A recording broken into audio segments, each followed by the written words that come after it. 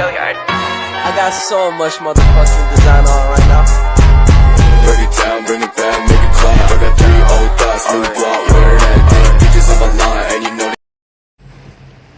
Bismillahirrahmanirrahim. Assalamualaikum warahmatullahi wabarakatuh. Salam dan bahagia Bapak Guru hebat. Selamat pagi saya ucapkan, mari kita mengucapkan selamat pagi bersama-sama. Pagi, pagi, pagi. Saya ulangi ya. Pagi, pagi, pagi. Terima kasih kami ucapkan pada Bapak Ibu Guru yang sudah meluangkan waktu untuk mengikuti acara diseminasi budaya positif yang akan disampaikan oleh Pak Yosef Aryawan. Sebelumnya marilah kita ucapkan puji syukur kita kehadirat Allah Subhanahu wa Ta'ala yang telah memberikan kita kesehatan sehingga kita diberi kesempatan untuk berkumpul pada pagi hari ini. Di sini saya sebagai moderator akan membacakan susunan acara untuk hari ini. Yang pertama pembukaan, kemudian menyanyikan lagu Indonesia Raya. Yang ketiga inti, yang keempat penguatan yang akan disampaikan Ibu Yesti Nuraini, kemudian yang kelima penutup. Bapak Ibu Guru hebat, marilah kita buka acara ini dengan berdoa menurut agama dan keyakinan kita masing-masing. Berdoa kami persilahkan.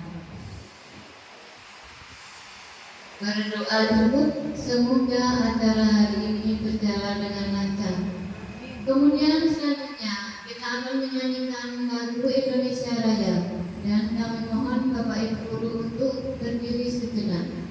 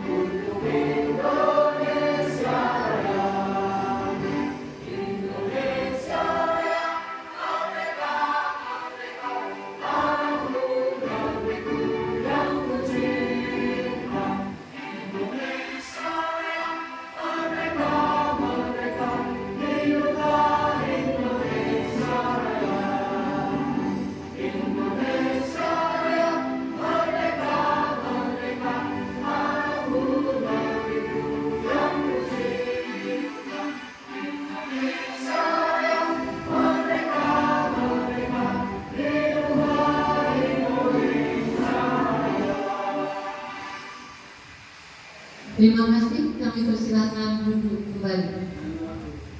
Untuk acara selanjutnya yaitu acara inti diseminasi budaya positif yang akan disampaikan oleh Bapak Yosef Aryawan, calon guru penggerak angkatan 9 SMP Negeri 1 Majenah. Kami persilakan. Bismillahirrahmanirrahim. Assalamualaikum warahmatullahi wabarakatuh. Yang terhormat Kepala SMP Negeri 1 Majenang, yang saya hormati Bapak Ibu Guru yang menyempatkan waktunya untuk kegiatan hari ini, saya ucapkan terima kasih. Masih semangat ya Bapak Ibu? Masih. Coba Kalau saya bilang semangat pagi, berarti Bapak Ibu bilang pagi. Alhamdulillah luar biasa. Gitu ya? Siap? Dicoba. Semangat pagi. Alhamdulillah luar biasa. Terima kasih tepuk tangan. Bapak Ibu yang saya hormati, hari ini saya akan memaparkan yaitu tentang diseminasi budaya positif. Kegiatan ini merupakan sebagai aksi nyata modul 1.4 calon guru penggerak angkatan 9 SMP Negeri 1 Pacitan di Kabupaten Cilacap. Mungkin langsung aja ya, dari kata diseminasi, mungkin Bapak Ibu ada yang sudah pernah mendengar kata diseminasi itu apa? Ada? Kalau oke, Bun Yesi, silakan.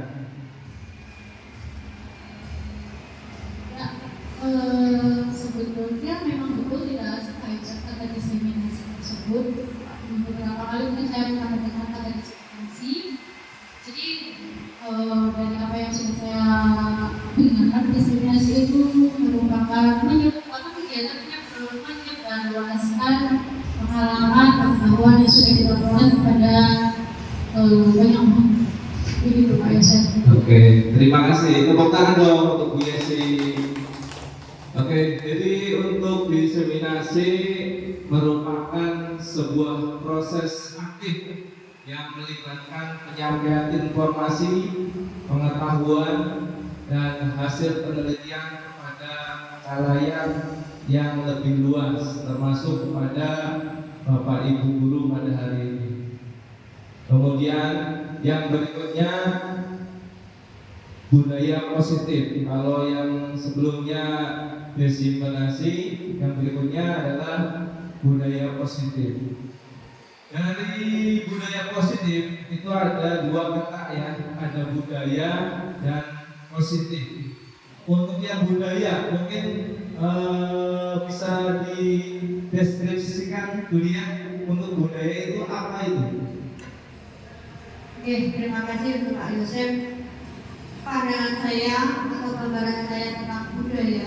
Budaya itu adalah suatu kebudayaan, sesuatu yang ada dalam setiap masyarakat yang dilakukan oleh masyarakat tersebut. Oke, terima kasih. Kemudian positif.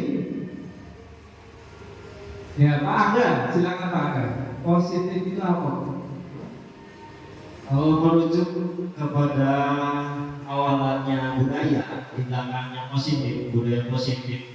Yang dimaksud positif itu suatu hal yang ketika dilakukan itu adalah hal-hal yang baik, hal-hal yang jelas, dan hal-hal yang bisa dipercaya.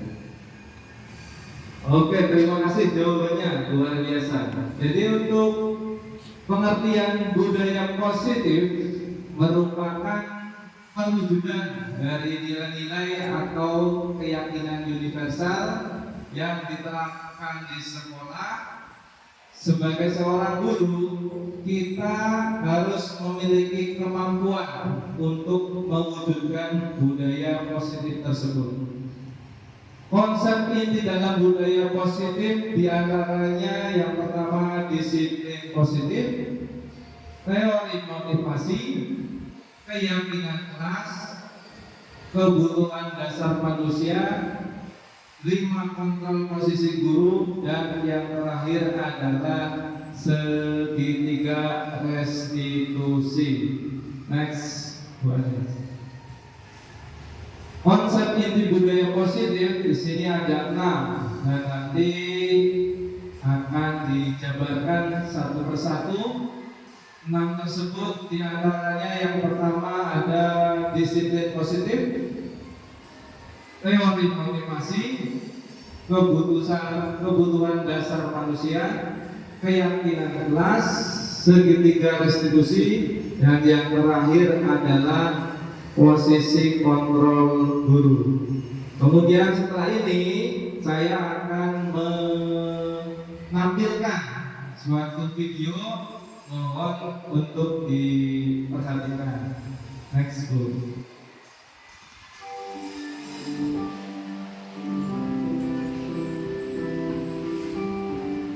Memiliki anak yang dapat mengontrol diri dengan baik dan bertanggung jawab adalah impian kita semua. Disiplin positif adalah salah satu metode yang bisa dipakai untuk mewujudkannya. Inti dari disiplin positif di pendidikan adalah pendekatan untuk mendidik dan membina peserta didik. Istilah corporal punishment meliputi hukuman fisik dan non-fisik yang bertujuan menyakiti atau menimbulkan rasa tidak nyaman. Contoh hukuman fisik, memukul, menendang, dan menendang. Sedangkan hukuman non-fisik diantaranya meremehkan, menghina, atau mengancam. Apakah setiap perilaku anak yang tidak tepat harus selalu direspon dengan hukuman? Disinilah pentingnya bagi kita memahami tahap perkembangan anak agar dapat merespon perilaku mereka dengan tepat. Setiap anak memiliki kecepatan pertumbuhan yang berbeda-beda. Sangat penting bagi pendidik untuk memahami dengan baik konsep tumbuh kembang anak agar dapat memegangnya sebagai prinsip dasar proses mendidik. Anak usia balita biasanya senang berlarian.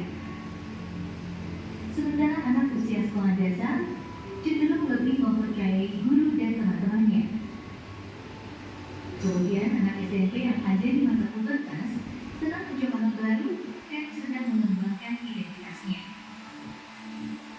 Apa yang dilihat dan didengar secara terus-menerus akan menjadi keyakinan bagi mereka dan sekaligus membentuk ekspresi serta perilakunya. Lalu, bagaimana mengatasi konflik ketika perilaku anak tidak sesuai dengan harapan orang dewasa? Konsekuensi logis di dalam disiplin positiflah jawabannya. Konsekuensi logis adalah konsep paling dasar dalam pendidikan. Dalam pendidikan, konsekuensi logis fokus pada solusi. Anak Anda diajari mentaati aturan atas dasar kesadaran dan tanggung jawab.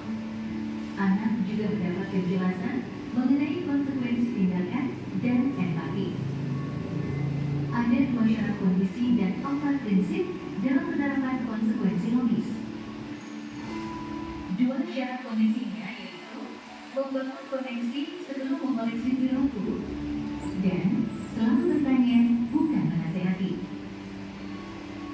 Kemudian 4 prinsipnya adalah 1. Beralasan, 2. Berkaitan, 3. Menghargai, 4. Membantu. Dengan arahan konsekuensi logis ini, pendidik tetap harus secara konsisten memberi dukungan yang positif kepada peserta didik.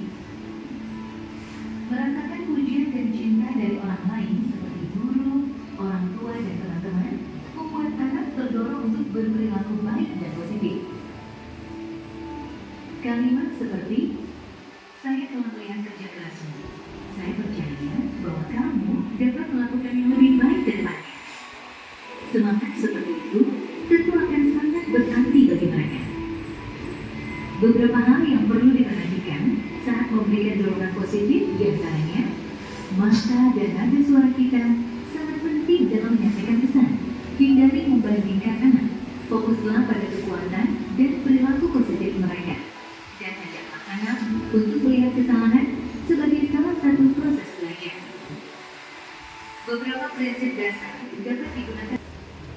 Oke, Bapak Ibu yang saya hormati, dari tayangan video tadi yang sudah diputar, mungkin sudah ada gambaran mengenai disiplin positif itu gambarannya seperti apa.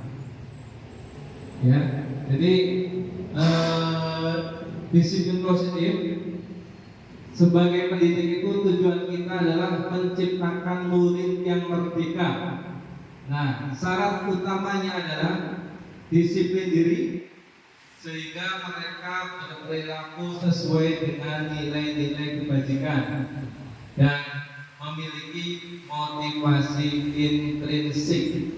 Jadi motivasi intrinsik itu motivasi yang dari dirinya sendiri. Dengan motivasi dari dirinya sendiri, mereka atau murid itu akan melakukan disiplin dimulai dari dirinya sendiri.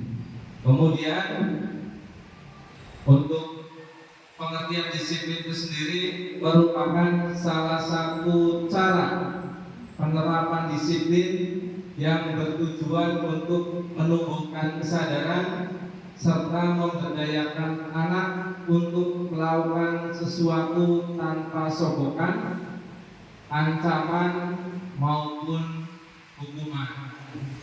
Di yang kalimat terakhir itu ada sogokan, ancaman maupun hukuman. Untuk sogokan mungkin ada yang tahu sogokan itu apa ya? Ya, kata lain dari sogokan suapan, gitu ya. Jadi anak mau disiplin asal disuap, asal dikasih hadiah, ya, asal diberi sesuatu yang menyenangkan. Nah itu untuk yang suap. Kemudian ancaman, anak akan melakukan disiplin ketika diancam, ya. Awas kalau kamu nggak melakukan kabur hukum, seperti itu. Oke, itu untuk disiplin positif. Untuk yang berikutnya adalah motivasi perilaku manusia. Jadi motivasi perilaku manusia untuk yang pertama itu menghindari ketidaknyamanan dan hukuman murid melalui disiplin diri karena ia takut dihukum. Ini merupakan motivasi ekstrinsik, karena takut dihukum dia melakukan, ya. Jadi motivasi dari luar. Kemudian yang keduanya yaitu motivasi manusia berikutnya mendapatkan imbalan atau penghargaan murid melakukan disiplin diri karena ia ingin mendapatkan imbalan. Ini merupakan motivasi ekstrinsik. Yang pertama ekstrinsik, yang kedua karena ingin mendapatkan imbalan juga merupakan motivasi ekstrinsik. Kemudian yang ketiga, menghargai nilai-nilai kebajikan diri sendiri. Murid melakukan disiplin diri karena sadar akan nilai kebajikan dirinya. Ini merupakan motivasi intrinsik. Oke, dari motivasi perilaku manusia yang tadi sudah disebutkan, yang lebih paling utama nomor satu yang mana, Bapak Ibu? Motivasi intrinsik, ya Bu Yasi. Ya, motivasi yang berasal dari dirinya sendiri. Kalau motivasi yang karena takut hukuman atau karena ingin mendapatkan imbalan, itu biasanya motivasinya cuma sementara, ya, seperti itu. Oke, lanjut Bu Anis. Di sini ada kebutuhan dasar manusia. Di sini ada 5 kebutuhan dasar manusia. Dan saya ingin menanya semuanya. Nggak cuma satu atau ditunjuk kami semuanya. Dari Bu Ayu. Apa Bu Ayu? Satu.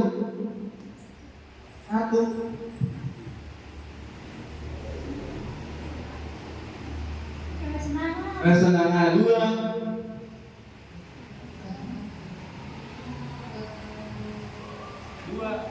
Ayo yang kedua, alhamdulillah. Yang mana dulu? Yang nomor 2. Ketenangan. Jesi. 3. Bertahan hidup. Bu Bina. Yang bawahnya Ya. kasih sayang. Pak Angga. Terakhir. penghargaan, kebebasan. Kemudian Penghargaan. dari atas lagi Bu. Atas lagi. Kesenangan. Oke, berikutnya. Kalau menurut saya yang pertama itu ketenaran. Ya. Oke. Mari kita buka jawabannya ya. Setelah tadi ada teka-teki silang yang sudah dijawab oleh Bapak Ibu semuanya. Sekarang kita buka baris. Ya, yang pertama kebebasan, yang kedua kesenangan ya, yang ketiga bertahan hidup, yang keempat kasih sayang, dan yang terakhir adalah penghargaan. Oke, dari kelima kebutuhan dasar manusia, saya ingin menanyakan yang pertama ke Bu Nani untuk kebebasan, yang kedua kesenangan Bu Dia, Bu Gina bertahan hidup, dan Bu Yesi kasih sayang, dan yang terakhir Bu Lala penghargaan. Oke, sekarang dari Bu Nani untuk kebebasan. Baik, terima kasih. Tentang kebutuhan dasar manusia yang pertama kebebasan. Menurut saya, kebebasan berarti yang bebas, bebas segalanya. Mau apapun bebas.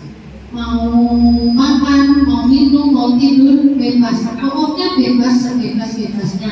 Tapi tetap dalam koridor kita mempunyai aturan dan mempunyai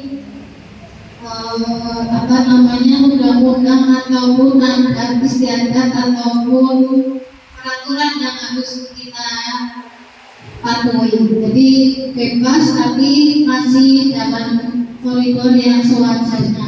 Menurut saya seperti itu. Terima kasih. Oke, terima kasih untuk tangan untuk Bu Nani. Oke, jadi kebebasan kalau dikaitkan dengan peserta didik adalah kebebasan misalnya untuk berpendapat, ya, mengungkapkan sesuatu yang ingin ditanyakan, anak itu berani seperti itu. Oke, yang selanjutnya yaitu kesenangan. Bu Dian, silakan. Ya, terima kasih Pak Yosef. Di sini yang namanya kebutuhan dasar manusia itu ada kesenangan, di mana kesenangan ini memang harus dimiliki oleh setiap manusia, tidak hanya anak saja, dewasa pun seperti itu. Jadi yang namanya kesenangan itu memang harus dinikmati, jangan jangan ditunda-tunda.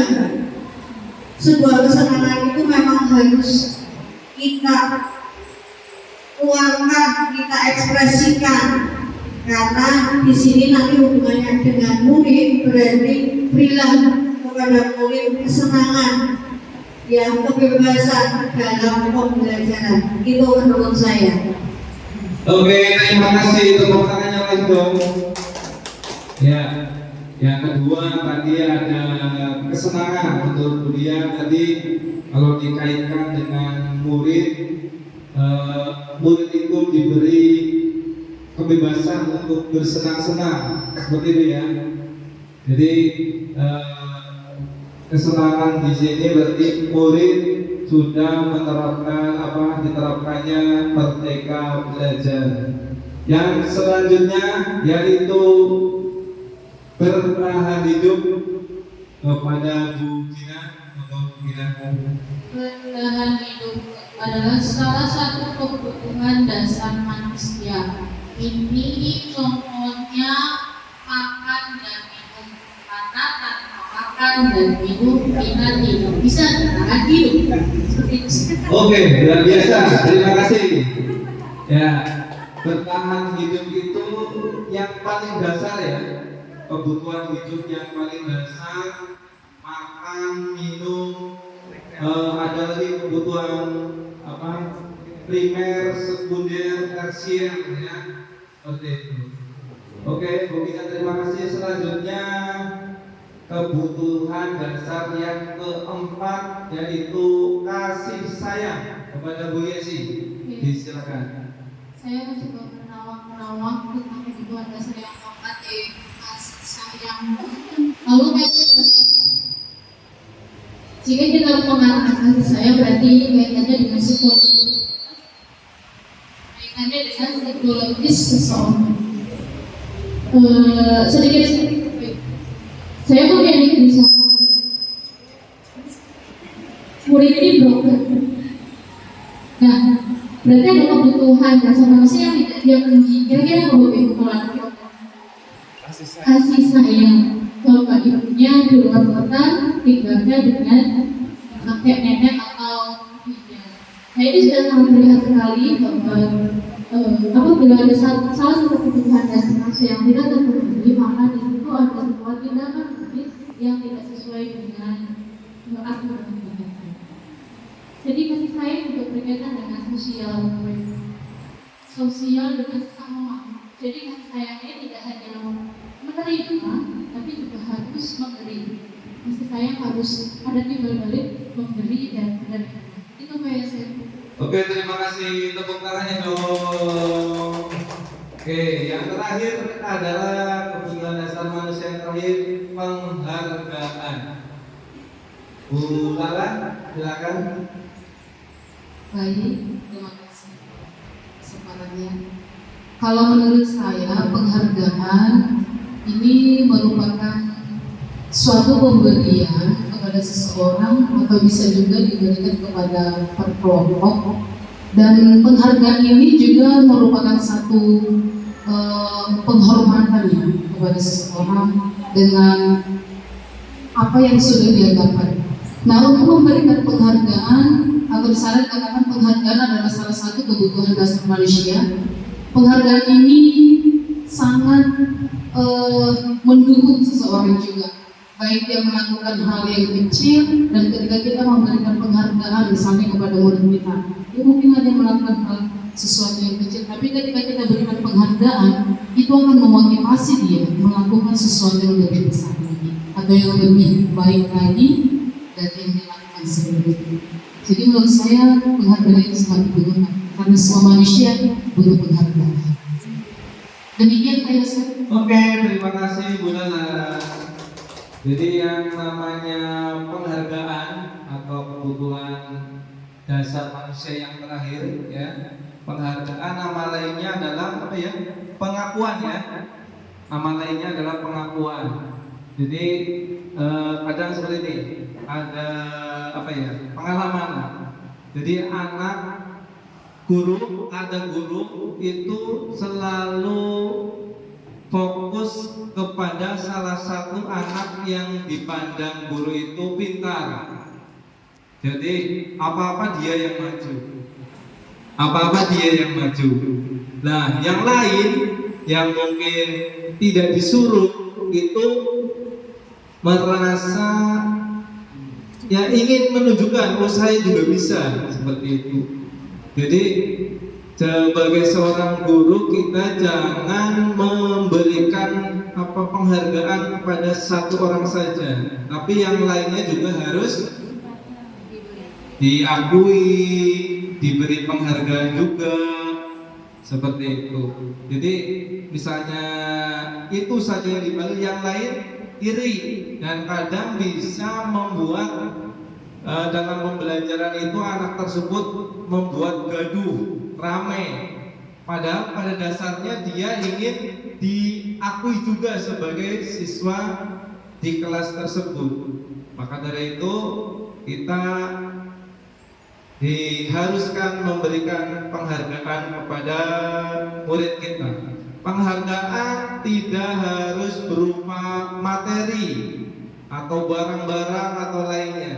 Penghargaan bisa diberikan dalam bentuk pujian, bagus misalnya, kamu hebat, kemudian tepuk tangan yang tadi juga penghargaan, seperti itu.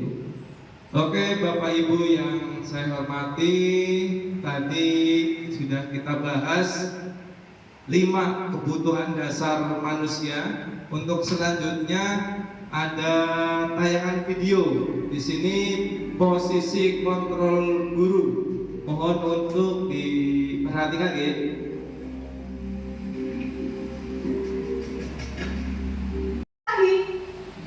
Kapan sih kamu tidak terlambat?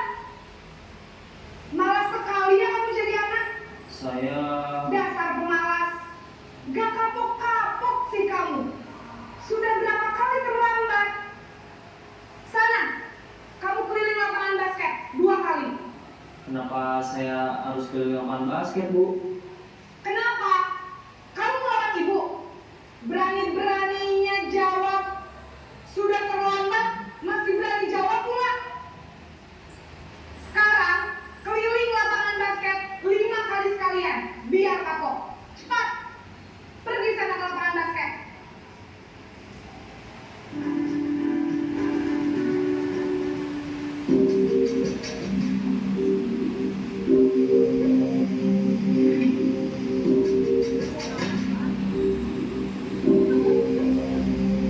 Naren!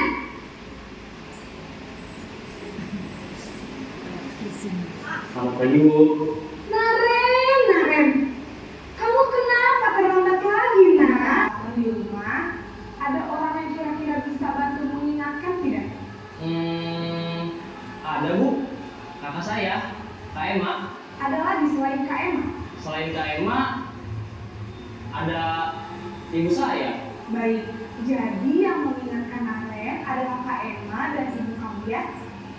Kira-kira akan mulai setel alarm kapan nih, Naren? Setelah pulang sekolah, akan segera saya lakukan. Baik, jadi Naren akan setel alarm untuk bangun besok pagi dan akan diingatkan oleh kakak dan ibu dan Naren ya. Ada lagi yang mungkin perlu dilakukan, Naren? Agar tidak terlambat bangun lagi. Tidak ada, Bu. Baik, Naren. Terima kasih untuk kerjasama kamu. Sekarang kamu perlu kembali ke kelas untuk belajar. Baik, Bu. Terima kasih. Oke, Bapak Ibu, dari tayangan tadi ada berapa posisi kontrol guru? 5. Yang pertama adalah penghukum, 2 adalah sebagai teman, 3 sebagai membuat rasa bersalah, 4 pemantau, dan yang terakhir sebagai manajer. Dari kelima posisi kontrol guru tadi, yang paling bawah adalah posisi dari penghukum. Kemudian tingkatan lebih naik lagi adalah pembuat rasa bersalah.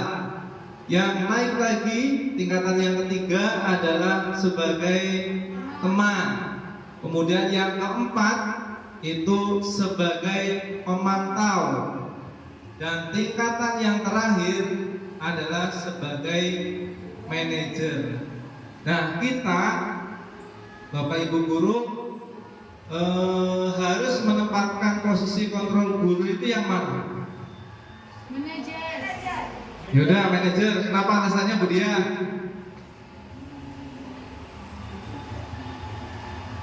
Saya semangat menjawab manajer karena itu sudah benar-benar sesuai dengan kodrat zaman sekarang, Pak Yosef.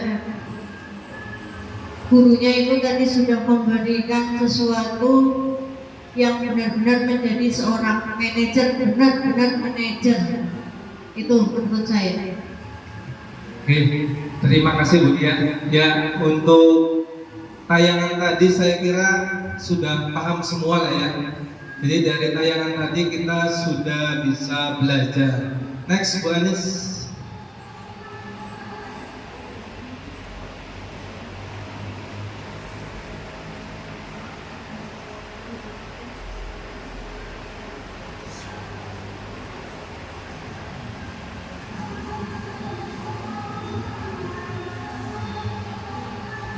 Ya, ini posisi kontrol guru yang tadi sudah disebutkan. Satu adalah penghukum, yang kedua pemberi rasa bersalah, yang ketiga sebagai teman, yang keempat sebagai pemantau, dan yang terakhir adalah manajer. Lanjut Bu Anis.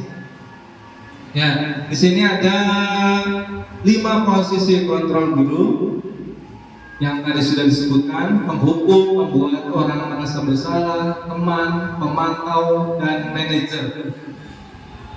Kemudian di bawahnya itu ada satu baris ke samping, guru berbuat. Ya, sebagai penghukum, gurunya itu menghardik, menunjuk-nunjuk, menyakiti, dan menyindir. Seperti itu. Mudah-mudahan di SMP Negeri 1 Majenang tidak ada lagi guru sebagai penghukum ya.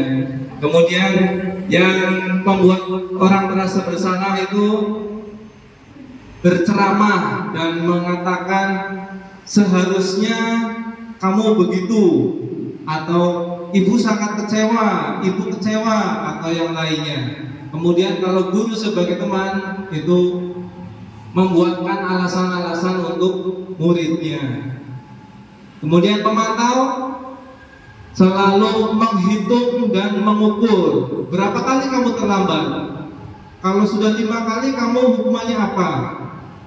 Ya, seperti itu. Kemudian manajer, nah ini tingkatan yang paling tinggi, berbuatnya adalah mengajukan pertanyaan-pertanyaan. Jadi tidak langsung dengan penghukum yang menghardik, ya itu termasuk hukuman yang verbal, tapi mengajukan pertanyaan-pertanyaan dengan satu bisa alasannya kenapa bisa seperti itu, dan yang lainnya. Kemudian yang kedua, guru berkata, kalau penghukum, kalau kamu tidak melakukannya, awas ya, rasakan. Yang berikutnya, membuat orang merasa bersalah. Kamu seharusnya, kamu sudah tahu ibu lelah sekali. Kemudian mengatakannya ibu stres, seperti itu. Oke, lanjut. Sebagai teman, ayolah lakukan demi ibu. Merasa kamu tidak mau, ingat tidak ibu pernah bantu itu sebagai teman. Kemudian sebagai pemantau, apa peraturannya? Kemudian sebagai manajer, apa yang kita yakini, kemudian apa yang bisa kau kerjakan untuk memperbaiki merasakan ini, ya. Kemudian saya minta tolong untuk Pak Angga, bisa minta tolong ya, untuk yang hasil dan sederetan barisnya. Yang hasil, yang pertama kan guru berbuat, 2 guru berkata, yang ketiga hasil ke samping. Ya, untuk 5 posisi kontrol guru, dari hasil, dari yang pertama penghukum itu membentak anak, memberontak anak. Yang seterusnya menyalahkan orang lain dan berbohong. Nah, itu untuk penghukum. Untuk yang membuat orang bersalah atau merasa bersalah, untuk yang hasilnya menyembunyikan, yang seterusnya menyangkal, dan tentunya masih ada berbohong. Nah, itu tidak seharusnya dilakukan di zaman sekarang. Yang seterusnya sebagai teman, dari hasil itu ketergantungan. Itu juga salah satu dari 5 posisi kontrol guru yang mungkin tidak seharusnya dilakukan di zaman atau di era kita sekarang. Yang seterusnya pemantau, dari hasil menyesuaikan diri bila diawasi. Itu dari pemantau. pemantau. Yang terakhir sebagai manajer itu menggunakan pribadi. Nah, ini yang lebih baik dilakukan dari seorang pendidik kepada peserta didik. Mungkin seperti itu. Terima kasih Pak Aga. Oke, jadi ketika guru penghukum itu akan menghasilkan anak yang memberontak, yang berikutnya menyalahkan orang lain, yang berikutnya dengan guru penghukum bisa berbohong atau tidak jujur. Kemudian dengan guru membuat merasa bersalah, anak itu menjadi menyembunyikan, menyangkal dan berbohong. Kemudian kalau teman berarti jadi ketergantungan anaknya ke guru. Seperti itu. Yang sebagai pemantau itu anak jadi menyesuaikan diri bila diawasi. Kalau tidak diawasi melakukannya lagi, seperti itu. Dan yang terakhir sebagai manajer itu anak akan menguatkan pribadinya. Jadi anak akan berubah dari dirinya sendiri. Kemudian yang berikutnya, posisi kontrol yang berikutnya, kalau kalian dengan dunia, kaitan dengan dunia berkualitas, Bu Lala minta tolong bisa dibacakan. Kaitan dengan dunia berkualitas di bagian penghukum, murid melakukan guru di luar dunia berkualitas, meletakkan guru di luar dunia berkualitas. Terus kalau sebagai membuat orang merasa bersalah, murid meletakkan guru di dalam dunia berkualitas. Terus sebagai teman, murid meletakkan guru sebagai orang yang sangat penting di dunia berkualitas. Kalau sebagai pemantau, murid meletakkan guru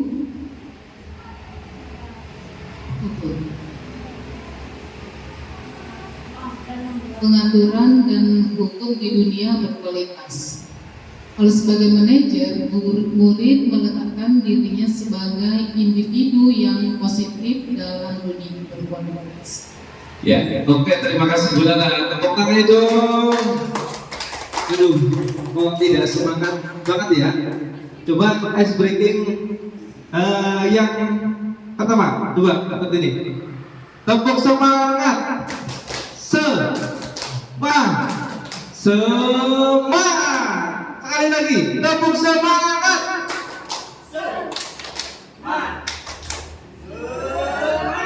Oke, terima kasih, tepuk tangannya dong. Untuk siang selanjutnya, dampak pada murid ya. Kalau guru sebagai penghukum itu, murid akan mengulangi kesalahannya, diulang-ulang terus kesalahannya. Kemudian kalau pembuat orang merasa bersalah, merasa rendah diri, anaknya jadi merasa rendah diri. Kalau guru sebagai teman, itu dampak pada siswanya adalah lemah, tidak mandiri, dan tergantung atau ketergantungan kepada guru. Kemudian sebagai pemantau, yaitu menitik beratkan pada sanksi atau hadiah untuk dirinya. Jadi melakukan sesuatu, sanksinya apa ya ini? Atau hadiahnya apa ini? Seperti itu. Kemudian yang terakhir, dampak pada murid, guru sebagai manajer, yaitu mengevaluasi diri, bagaimana cara memperbaiki diri. Oke, itu. Terima kasih. Lanjut berikutnya Bu Adis. Oke, ini ada contoh penerapan posisi kontrol restitusi. Kasusnya adalah siswa makan di kelas. Oke, yang pertama sebagai penghubung. Jadi untuk intonasinya bagaimana Bu Yesi? Penghubung. Patuhi aturan saya, berdiri di depan kelas. Begitu Pak. Next. Oke, jadi keras ya. Patuhi aturan saya, berdiri di depan kelas. Itu untuk penghubung. Mungkin lanjut ya sebelahnya ya. Bu Gina. Membuat rasa bersalah. Berapa kali saya harus memberitahu kamu ya? Saya sangat kecewa sekali dengan kamu. Oke, lanjut Bu Dia. Posisinya sebagai teman. Ayolah belajar disiplin waktu. Demi saya, kali ini tidak apa-apa kamu salah. Oke, terima kasih. Posisi kontrol sebagai pemantau. Kata-katanya mungkin sedikit menurun ya. Kalau tadi dengan suara yang keras, ini sudah mulai menurun. Kamu sudah melanggar. Apa peraturannya dan konsekuensinya apa? Seperti itu. Ini lanjut ke posisi sebagai manajer. Apa kamu tahu kesalahanmu? Apa yang kamu yakini? Jika kamu meyakininya, apakah kamu bersedia memperbaikinya? Dan bagaimana kamu memperbaikinya? Terima kasih Bu Nani. Tepuk tangannya dong. Ya, untuk berikutnya Bu Anis. Jadi untuk posisi kontrol guru yang ideal adalah guru sebagai manajer. Kenapa sebagai manajer?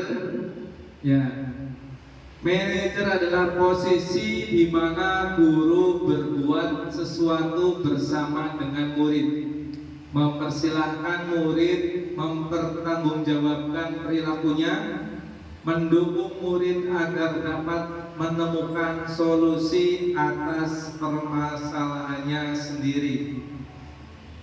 Seorang manajer telah memiliki keterampilan di posisi teman maupun pemantau, dan dengan demikian bisa jadi di waktu-waktu tertentu kembali kepada kedua posisi tersebut bila diperlukan.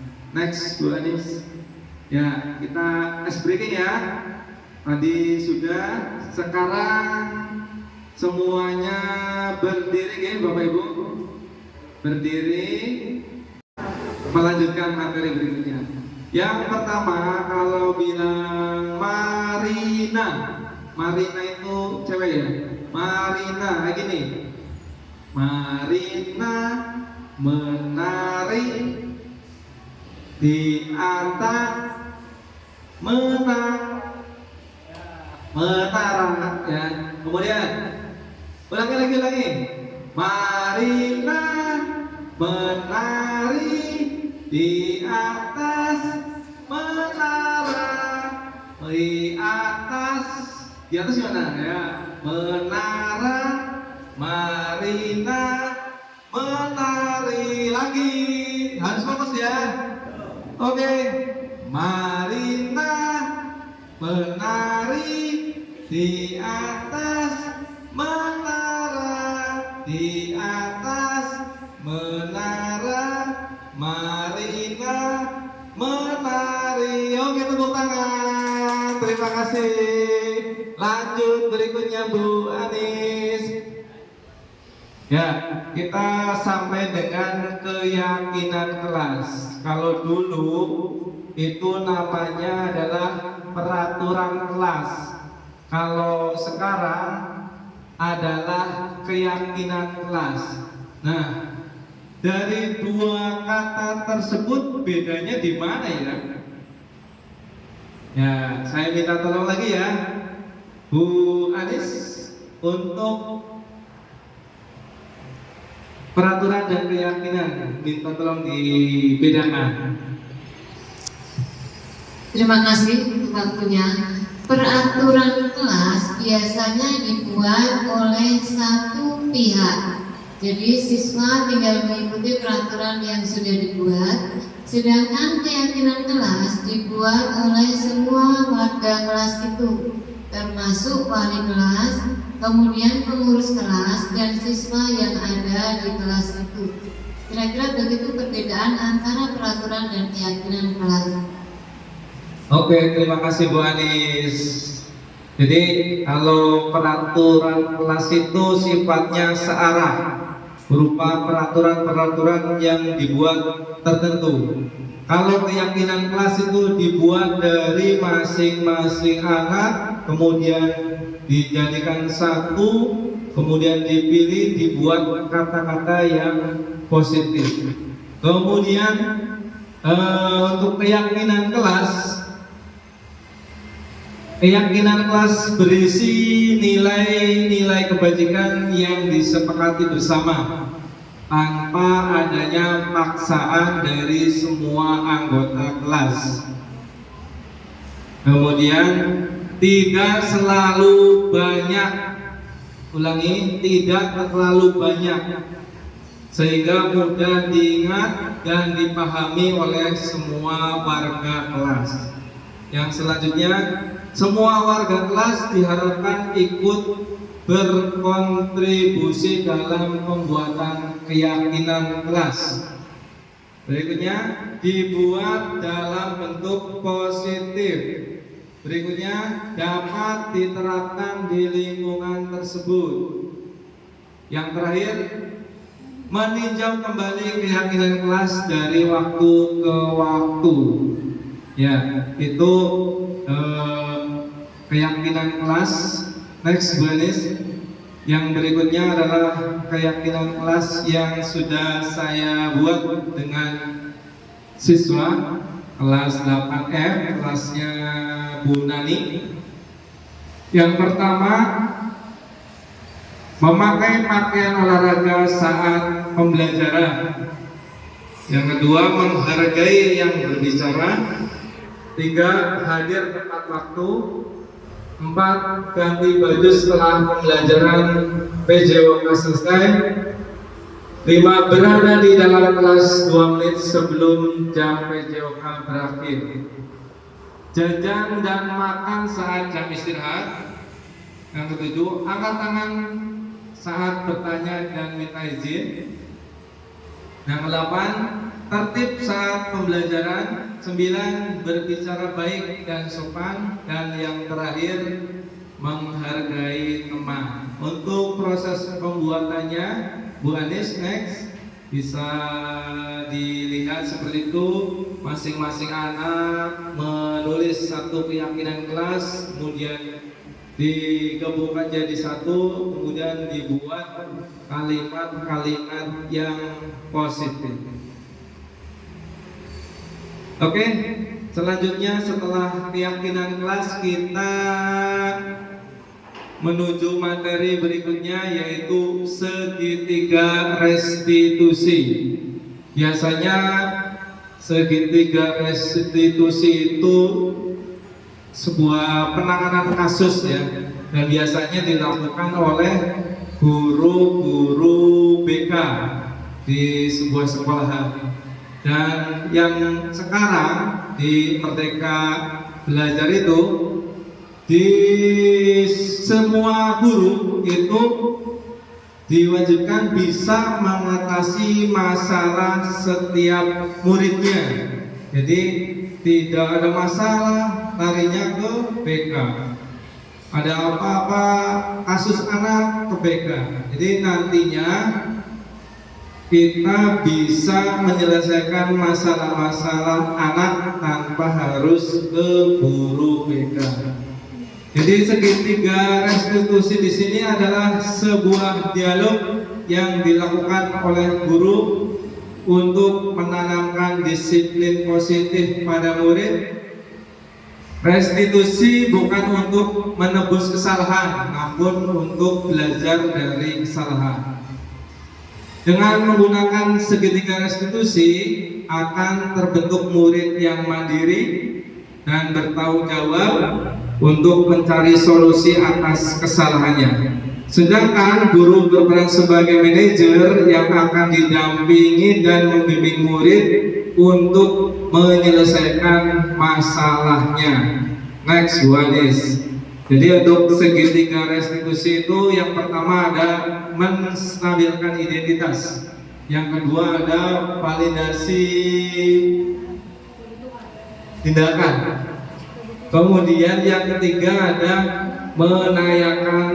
menanyakan keyakinan. Yang paling pertama itu menstabilkan identitas. Jadi ketika anak salah itu kita stabilkan dulu, biar anak itu tidak takut, tidak tegang, seperti itu. Kemudian untuk menstabilkan identitas itu kalimat penenangnya, setiap orang pasti pernah melakukan kesalahan. Yang lainnya, kamu bukan satu-satunya yang pernah melakukan kesalahan hari ini. Itu untuk menstabilkan identitas. Kemudian validasi kesalahan, validasi tindakan atau kesalahan. Kamu tentu punya alasan mengapa melakukan hal itu. Kalimat yang berikutnya, adakah cara yang lebih efektif untuk mendapatkan apa yang kamu butuhkan? Kemudian yang berikutnya, menanyakan keyakinan. Nilai-nilai apa yang telah kamu sepakati, maksudnya sepakati di kelas ya. Kemudian kamu ingin menjadi orang yang seperti apa? Seperti itu. Oke, lanjut Bu Anis. Oke, yang pertama itu menstabilkan identitas. Langkah pertama ini bertujuan untuk mengubah identitas anak dari orang yang gagal karena melakukan kesalahan menjadi orang yang sukses.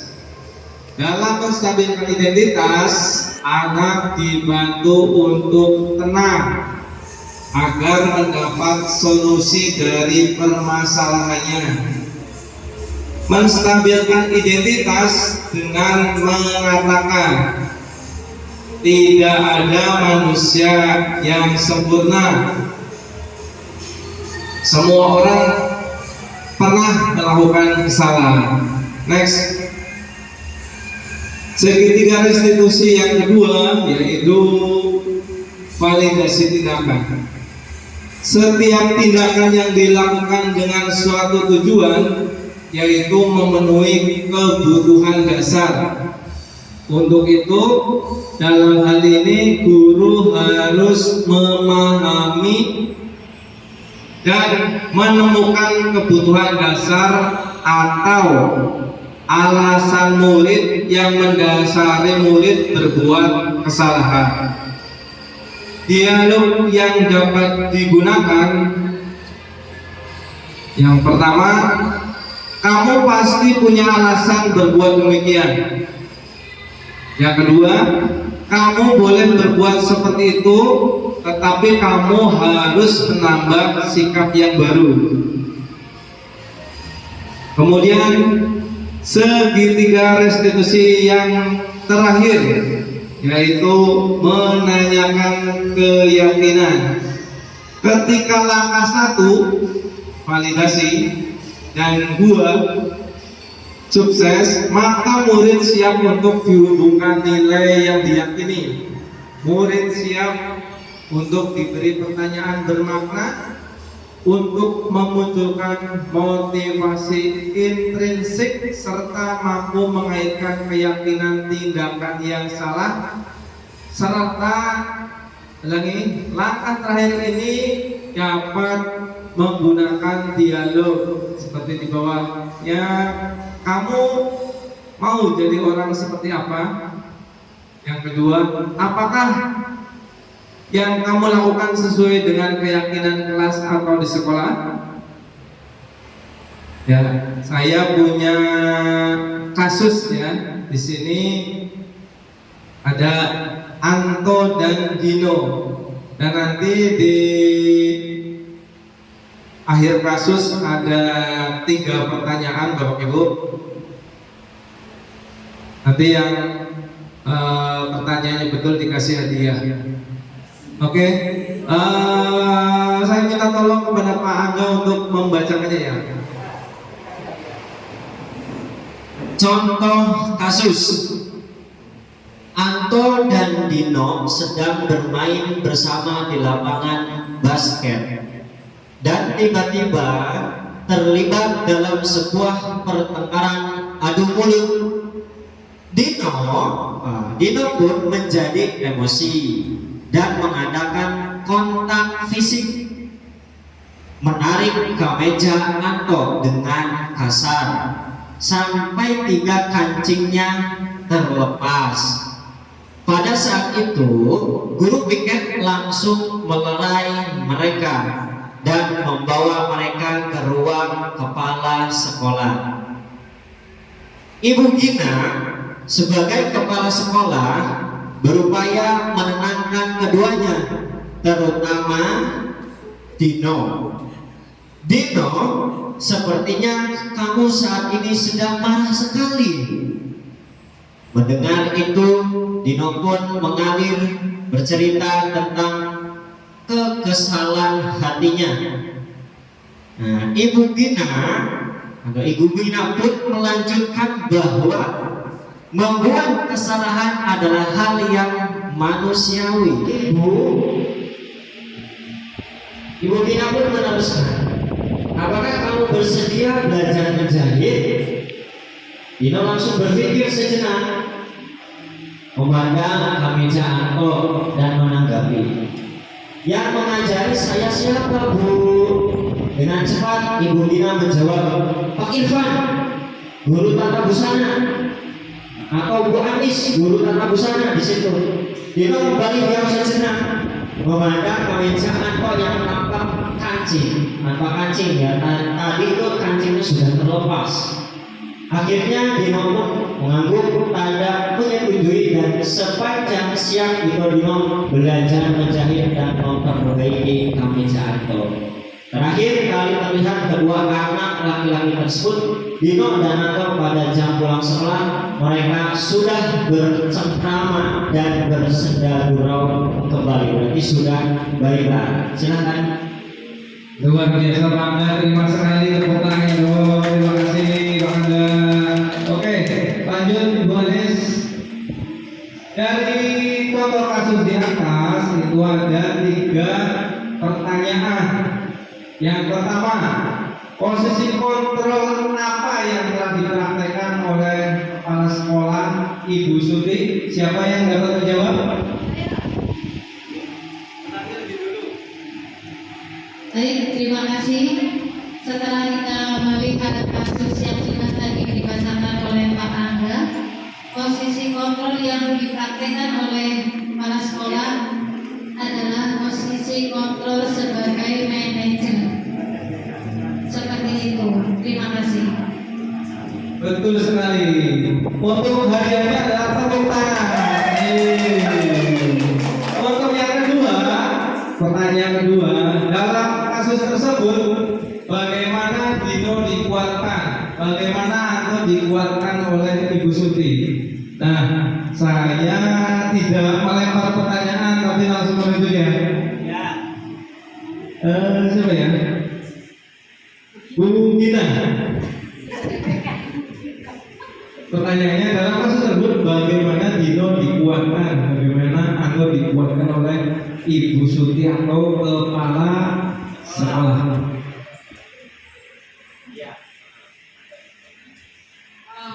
Tadi Ibu Suti menguatkan Dino itu dengan cara tadi kan Dino menyatakan Ibu Suti tanya dulu nih, Dino bisa menjahit atau tidak gitu kan.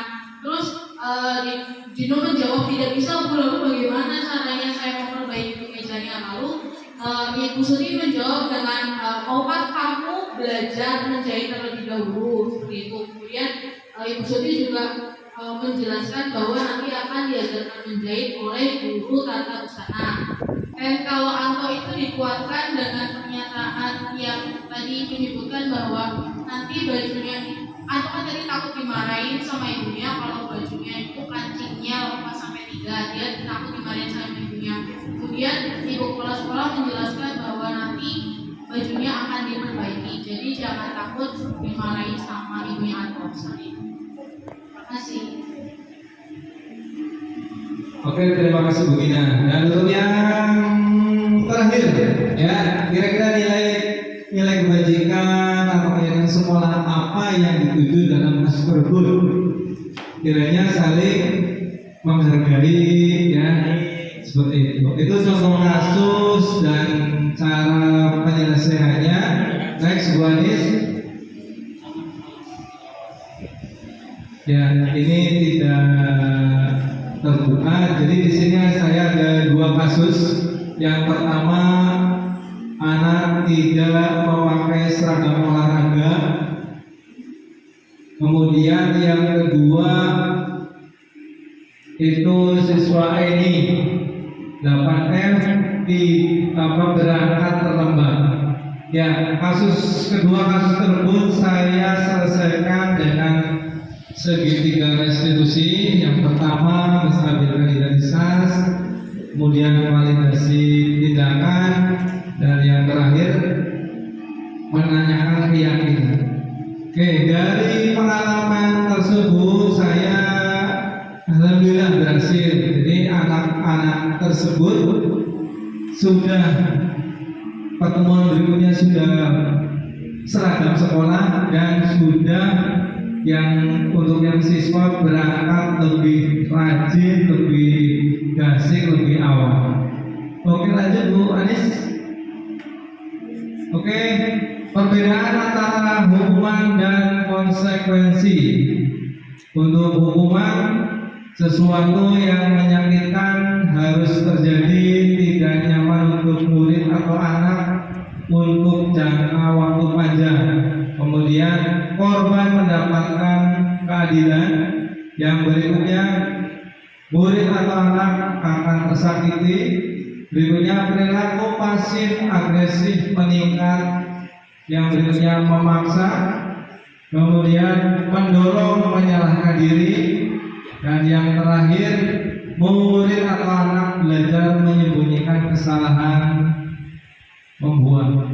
Kemudian untuk konsekuensi, sesuatu harus terjadi, tidak nyaman untuk murid atau anak untuk jangka waktu yang pendek. Murid atau anak dibuat tidak nyaman. Penguatan hanya bertahan dalam jangka waktu pendek. Memerlukan monitoring dan supervisi terus-menerus dari guru. Kemudian stimulus respon. Murid atau anak menghormati peraturan. Kehilangan hak waktu merenungi kesalahan. Dan yang terakhir,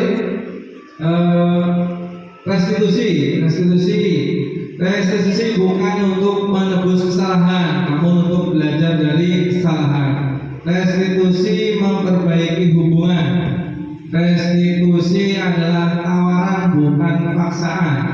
Restitusi menuntut untuk melihat ke dalam diri. Restitusi mencari kebutuhan dasar yang mendasari tindakan. Dan yang terakhir, restitusi diri adalah cara yang paling baik. Next.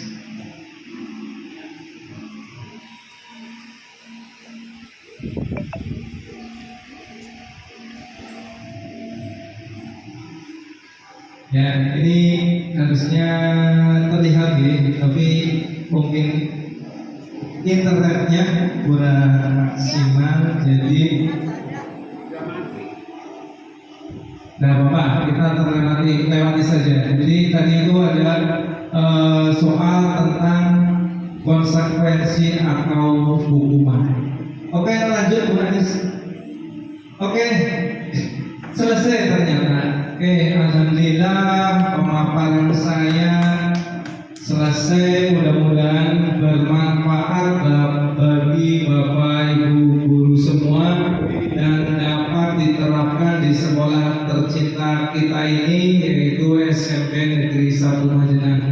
Dari saya mohon maaf apabila dalam pemaparannya kurang pas atau yang lainnya. Terima kasih. Wassalamualaikum warahmatullahi wabarakatuh. Terima kasih acara ini yang diisi oleh Pak Yosef. Kita kasih tepuk tangan untuk Pak Yosef. Terima kasih untuk pemaparannya. Kemudian sebelum kita tutup ada penguatan dari Ibu Yesi Nur Aini. Kami persilakan. Assalamualaikum warahmatullahi wabarakatuh. Kurang semangat salamnya. Assalamualaikum warahmatullahi wabarakatuh. Lebih dahulu saya apresiasi untuk Pak Yosef, luar biasa. Yang kedua saya apresiasi untuk kita peserta. Ternyata alhamdulillah sampai sore hari kita masih semangat Bapak Ibu. Karena kita sudah diberi kesehatan alhamdulillah. Kemudian selain itu juga apa yang dilakukan sama Pak Yosef itu lengkap sekali Bapak.